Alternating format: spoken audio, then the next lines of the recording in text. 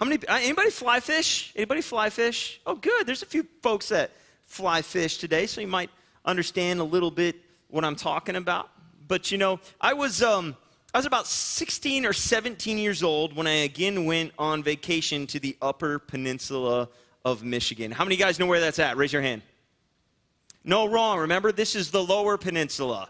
The Upper Peninsula is up here, okay? So, yeah, again on vacation in the Upper Peninsula of Michigan. And at the urging of my dad, I went fishing with one of his friends who wanted to teach me how to fly fish. And it was kind of an interesting situation, a little bit uncomfortable for me because of the age discrepancy between his friend and myself. See, I was, 16, 17 years old, and his friend was, upper 60s, maybe 70s something, retired school teacher type thing.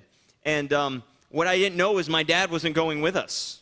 So it was kind of like that awkward, date type thing where, two people set you up, or a mutual friend sets you up, and then, you go out together, and you're like, how do we get here type thing. And so that's where we're at, and we get up early in the morning, and we drive over to his cottage to go meet him, and he introduces himself to me. Turns out he's a really great guy, really easy to get along with.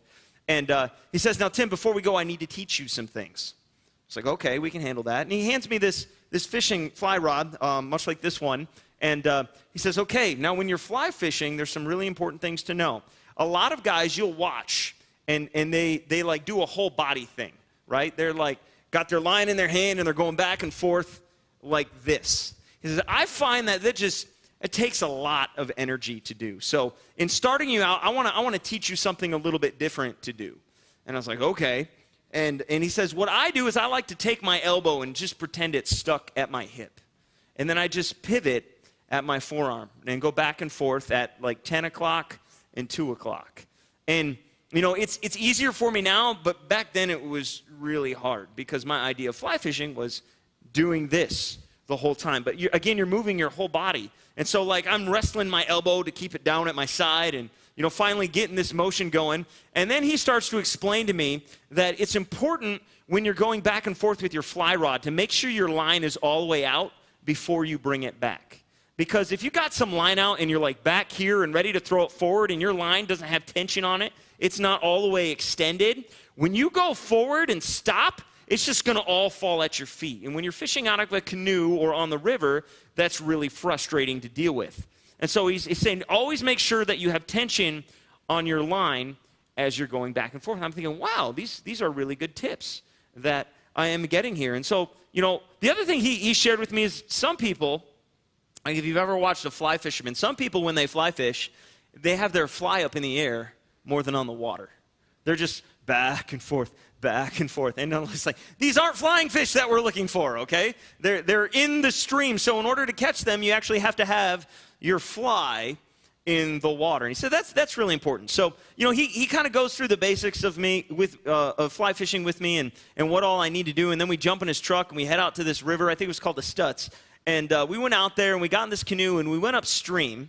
And he's starting to show me these different places where trout might be laying under the water looking for flies. And we're watching on top of the water for them to jump. And so we'll pull up somewhere, and he says, right there, that looks like a good spot. I've caught fish there before. And you got to remember, he's an avid fly fisherman. And, I really don't know anything about fly fishing. He's got journals about what he caught on what day, what the temperature was like, whether it was sunny, whether it was cloudy, somewhere in between. And if he would see a fly on the water that he didn't have in his kit, he would go home and tie that fly and then bring it back the next day so he could use it. So this guy knew what he was doing. And so when he said, hey, there's probably a fish right there, I was like, okay. And my casting skills last week, I demonstrated them, right? And so I had my fly rod out, I was like, boop, up to the left, float all the way back, boop, to the right, up, float all the way back, boop, up too far. And, he's trying to explain to me, if you, just slap the water too much with your line, you're going to spook the fish, and they're not really going to respond. Okay? Or if, you try to set the hook and it nicks him in the lip, you might as well give up because he's not going to bite again. And so I'm learning all these things. And in the process of this, I'm so good that I managed to catch trees on the side of the river, right? So, I'll throw too far, and my line will get stuck in the tree, and I'll be like, what do I do? And, I'm trying to get it out, and he'll be giving me instruction and telling me how to get it out. And you know what it's like when you're trying to tell somebody to do something that you know how to do just naturally. It's really irritating because it's so much easier just to take whatever it is from them, in this case, a fly rod. And so he'll take my fly rod and pull it out of the tree, and if he breaks the leader, he'll have to tie a new fly on. Or sometimes I'll get it stuck behind me, and and then that'll be an experience. And it just different things that he would have to help me with. Sometimes I couldn't get that fly to land right where it needed to be, and he would just say, well, let me see if I can find anything in there. He'll take his rod, bloop, first try, fish on, first try. And I'm just like, how does he do it, right? But he's showing me, and he's walking with me all the way, reminding me how to do it. And he's just helping me and saying, hey, let's tie on this fly, and let's tie on that fly, and let me get your pole out of the trees for you type thing. Just so helpful. And I think we spent all day going up the river and drifting back, and I never caught anything.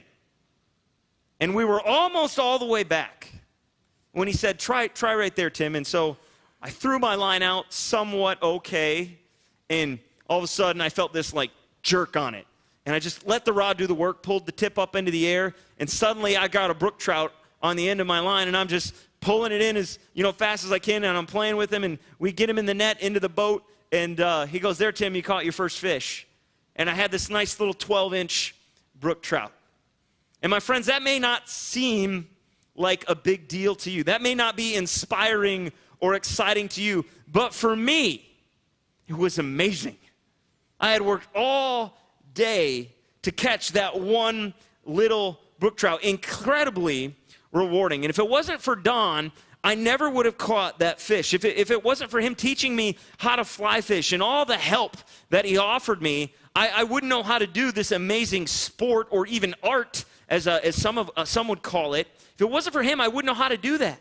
I was so thankful that he was there to help me. One of the coolest things was that afterwards, we got back to his cottage, and he looks at me and he says, hey, Tim, would you like to keep that fly rod? And my jaw just kind of like, And I said, well, yeah. He said, well, if you use it, I'll give it to you. And I was like, really? And he goes, yeah. And he had a vest. He had a little net for me. And he gave me this fly rod and this reel. And my friends, every time I use it, or every time I look at it, it's a reminder that even when I don't know how to do something, even when I'm intimidated by my inexperience with fly fishing, with different things in life, or being overwhelmed at my own inability to succeed, every time I look at this rod, it is a reminder that it's okay to ask for help. It's okay to ask for help. And that's really where we find ourselves today in the second part of our Gone Fishing series, as we look at the life of Jonah and how he responds to God's invitation to participate in his rescue plan for the people of Nineveh, and in reality, the whole world. Right? If you remember last week when God first invited him to participate in this rescue plan, Jonah's initial response was, like the Monty Python movie, run away, run away. That was his initial response, run away. And sometimes when God invites us to participate in his plan, that's our response as well, isn't it? Oh, God, I don't know if I can do that. There's somebody else that will step in, and slowly we find ourselves drifting away from God or being complacent in our lives because what he's asking of us is just a little bit too much, and we feel a little bit insecure about it, a little bit of just kind of a lack of ability or lack of faith in ourselves to do what he's calling us to do. And sometimes our response is to run away. But let me caution us about the dangers of running away. You see, in running away from God's presence and purpose on our lives, not only do we miss out on being part of the mighty works he wants to do in and through us, but there's also drawbacks. There's also these negative side effects. And I guess I'm not really saying this as a threat. I'm just kind of saying it as a reality.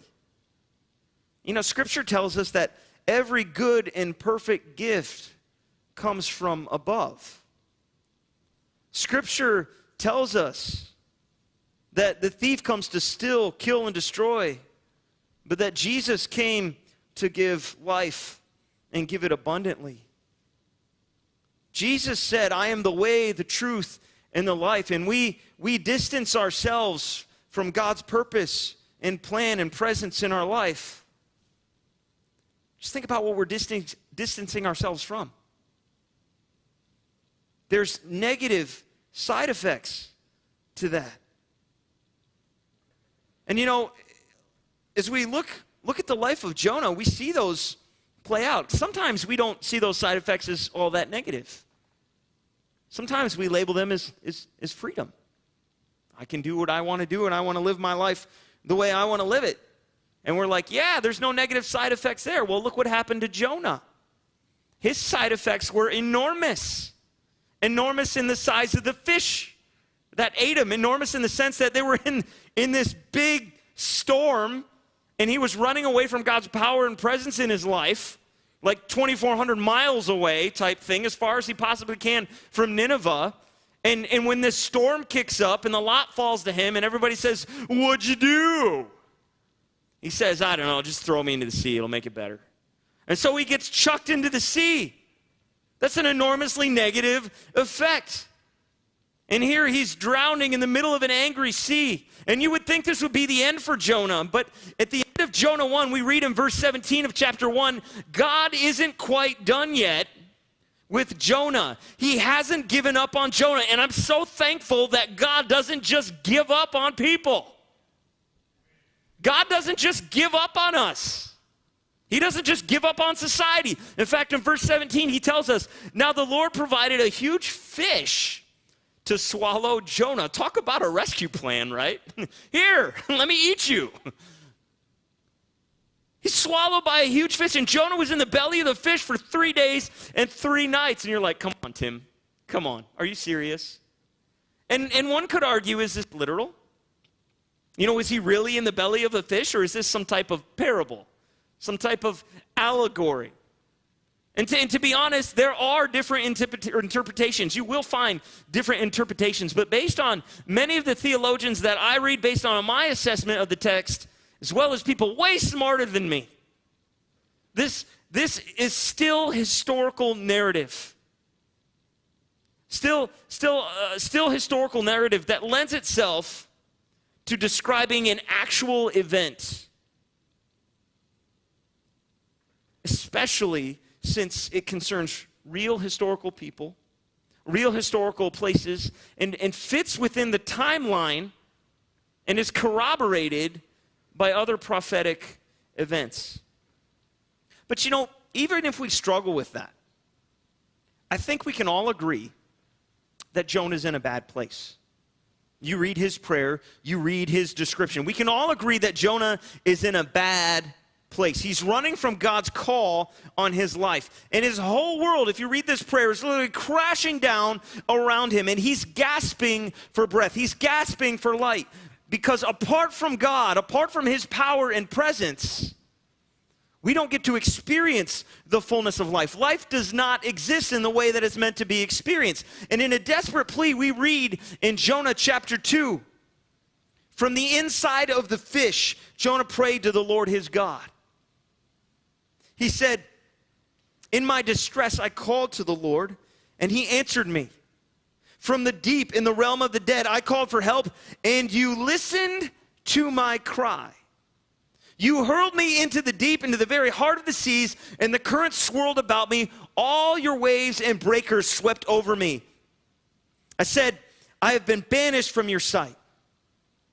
Yet, I will look again towards your holy temple. And just as we get into this chapter, I want to point out the second way that we can respond to God's invitation to participate in the redemption or rescue of the world that we see in Jonah's life. You see, the first response was to run away. But the second response that we can have is to ask for help. Ask for help, when God calls us to something bigger than ourselves, an adventure or ministry or a circumstance or a service that's bigger than ourselves, he calls us to something in a capacity we feel like it's too big for us. We're not qualified for it. We're too inexperienced or we're too young. We can always ask for help. We can always ask for help. And I don't know about you, but sometimes I find asking for help really difficult, right? Because I don't want to be perceived as weak. I don't want to be perceived as I need help, as if I don't know how to have it all together, as if I'm not a good leader. Sometimes it's difficult to ask for help because that requires us to humble ourselves and say, we don't know.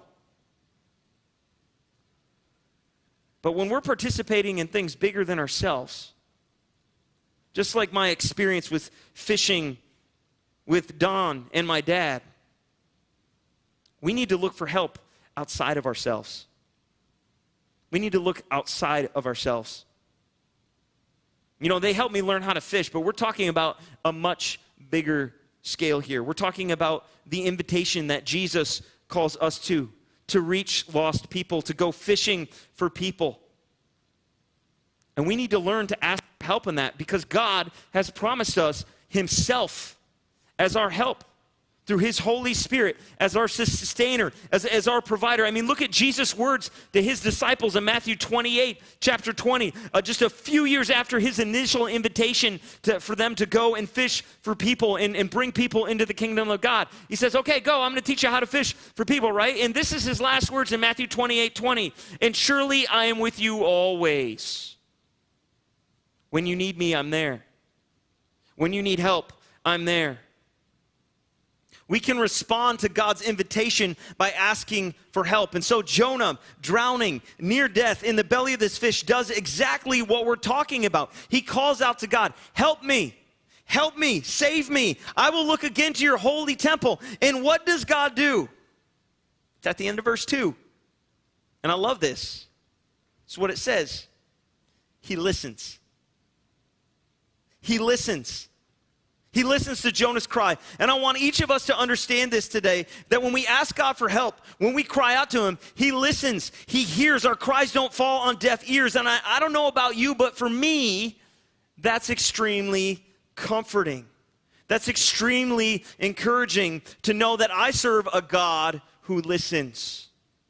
God listens. Doesn't matter what your circumstance or experience is.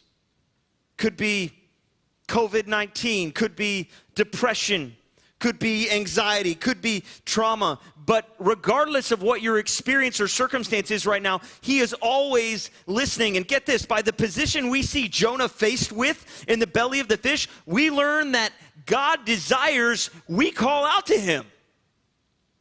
Do you know that? God desires we call out to him. And sometimes that's why he invites us to go through experiences that are bigger than us, that are more difficult than us, that we're not sure how to face, because he wants us to become dependent on him.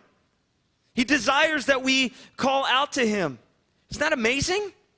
God listens, and he wants us to ask for help. But I love this. It gets better. It gets better. In fact, say that with me. Say, it gets better. Thank you. Try it again. It gets better. It gets better. It does. I love this next part of Jonah's prayer. If you continue reading at verse 5, Jonah's prayer continues. The engulfing waters threatened me. The deep surrounded me. And I love this visual here. Seaweed was wrapped around my head. To the roots of the mountains I sank down. The earth beneath barred me in forever. But you, Lord, my God, brought my life up from the pit.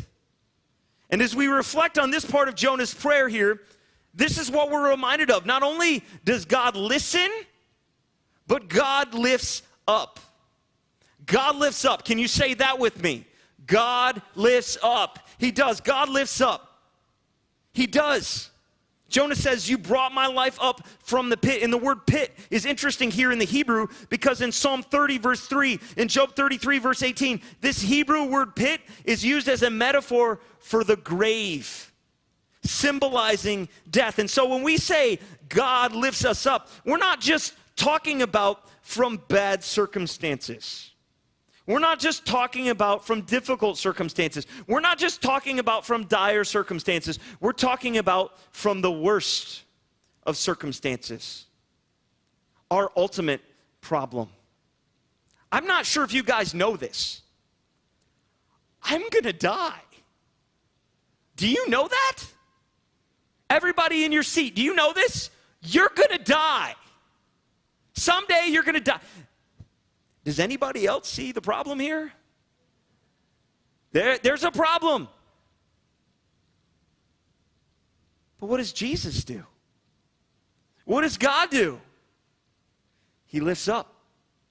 He's the answer to that problem. He doesn't just lift us out of bad circumstances. He takes us out of our worst, ultimate circumstances. He rescues us from death.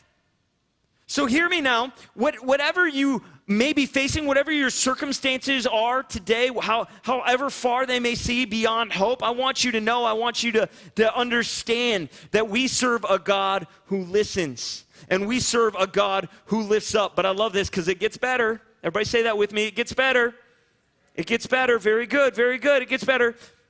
Jonah prays in verse 7, and I love his word choice here. When my life was ebbing away. I got to look up how to say that in the Greek or the Hebrew. I think it's Hebrew. Yeah, I got to look up how to say that in the Hebrew, ebbing. I'm not sure how to do that. But when my life was ebbing away, we don't use that word very often. How many guys have used ebbing in the last week? Anybody? Anybody? You have? Oh, very good. Great, great, awesome. Ebbing away, I remembered you, Lord. When my life was ebbing away, I remembered you, Lord, and my prayer rose to your holy temple. Those who cling to worthless idols forfeit God's love for them. But I, with shouts of grateful praise, will sacrifice to you what I have vowed. I will make good. I will say salvation comes from the Lord. And the Lord commanded the fish, and it vomited Jonah onto dry land. Now listen, as gross as fish vomit is, here's the point I want us to walk away with. Right? Some of you are picturing fish vomit. Okay, stop. This is the point I want you to walk away with. God listens, God lifts up, and God delivers. God delivers. Salvation comes from the Lord. Rescue comes from the Lord. Just as the follower of Jesus named Peter declared in Acts chapter 4, verse 12, salvation, rescue is found in no one else, for there is no other name under heaven given to man by which we must be saved. It's not anywhere else. You're not going to find it in money. You're not going to find it in job. You're not going to find it in some ideology or political party. Rescue only comes from Jesus. God had an invitation for Jonah. God had an invitation for Nineveh. And my friends, God has an invitation for us. And we get to choose how we're going to respond to that. Will we run away? Run away. Will we run away, distracting ourselves with other things and other worldly pursuits? Or despite feelings of being overwhelmed and insecurity and loss and a host of other feelings, will we ask for help? Will we ask for help? Because when we ask for help, my friends, God listens. God lifts up. And God delivers. My friends, we're in a crucial time. A crucial time in our history. Right? I think the buzzwords right now are unprecedented time. I think that's what everybody's using now. We're living in a time of incredible turmoil. Much like Jonah described in his prayer, we feel like there's seaweed wrapped around our head, and we're sinking down to the roots of the mountains. The waves are crashing all around us. We're stuck in a fish. And this isn't just nationally. A lot of times we have a temptation to look at things from only our context, from only a North American mindset. And we say, things are bad, with us right now. I mean, we've got political tensions, we've got COVID-19, we've got racial tension and all kinds of things. And I want us to know that there's a bigger scope than what we're seeing right now. There are problems globally, internationally, around the world. I was on a phone call this week with a representative from World Hope. And beyond COVID-19, beyond political and racial tensions, people are in bondage. People are suffering. People are oppressed. They don't have enough food to eat. They don't have enough food to feed their kids, their children. They don't have access to clean water. They're not just oppressed, they're literally sold into slavery. They're trafficked, taken from their parents, told them they're going to receive a good education, and then people use them and manipulate them to carry out their own will and benefit themselves. People are stuck. And I don't say these things to make light of our circumstances here, to belittle our circumstances here, but to simply give us some perspective. To say there are people around the world that need help. There are Nineveh. There's people here in our country, right in front of us. There are Nineveh. And God doesn't want us to run away. God invites us to jump into the mess. Do you understand that? God invites us to lean in. We have the answer. And it's the gospel. It's Jesus.